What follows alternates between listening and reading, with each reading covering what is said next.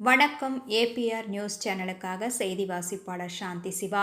பள்ளிப்பட்டு வடக்கு ஒன்றிய திமுக அலுவலகம் திறப்பு விழா.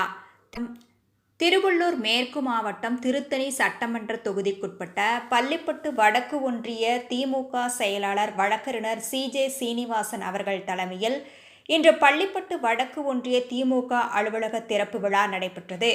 இந்நிகழ்ச்சியில் திருவள்ளூர் மேற்கு மாவட்ட செயலாளர் திருத்தணி சட்டமன்ற உறுப்பினர் திருத்தணி சந்திரன் அவர்கள் சிறப்பு அழைப்பாளராக கலந்து கொண்டு பள்ளிப்பட்டு வடக்கு ஒன்றிய திமுக அலுவலகத்தை திறந்து வைத்தார். இதனைத் தொடர்ந்து மேலும் மாற்றுக் கட்சிகளிலிருந்து விலகி 100க்கும் மேற்பட்ட இளைஞர்கள் திமுகவில் இணைந்தனர்.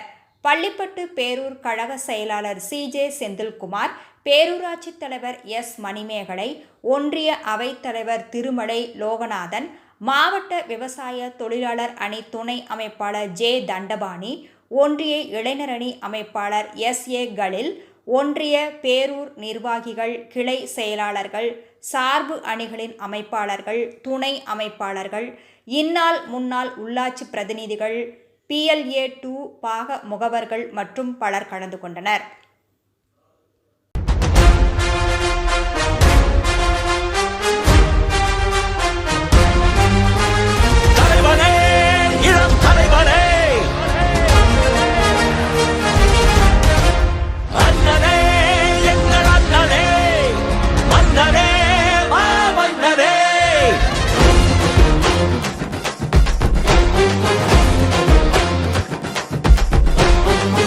தமிழனாய் சீறி பாய்ந்திடும் எங்கள் அண்ணன் உதயநிதியை உலக போற்றிடும் தங்க தலைவரின் வீர புதல்வரே, சூரியனாய் சுடலும் முன்னை கழகம் வாழ்த்திடும்.